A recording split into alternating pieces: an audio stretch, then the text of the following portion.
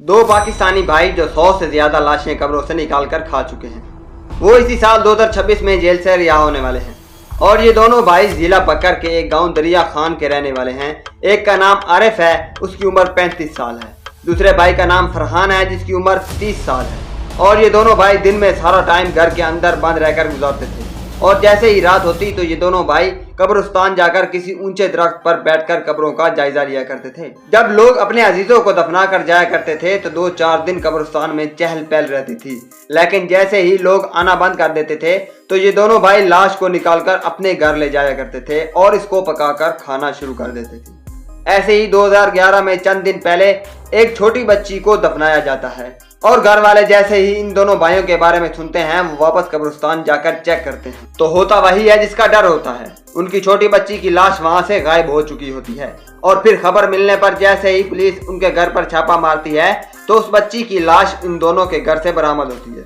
लेकिन इस छोटी बच्ची की एक टांग उस पतीले में पकी हुई मिलती है। इसके बाद इन पर कार्रवाई चलती है और फिर सारी सुनवाई के बाद उनको सिर्फ 2 साल की कैद होती है, सिर्फ 2 साल।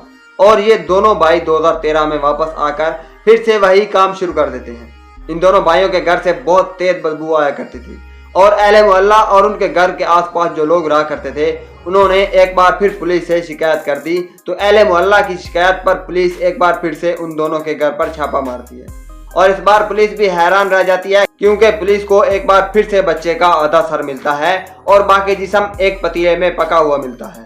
और पुलिस एक बार फिर से सारे सबूत इन दोनों भाइयों के खिलाफ इकट्ठा करके अदालत के सामने रख देती है और अदालत 2014 में इन दोनों भाइयों को 12 साल की सजा सुना देती है, सिर्फ 12 साल, जो कि अब 2026 में पूरे हो रहे हैं और ये दोनों भाई जेल से बाहर आ रहे हैं।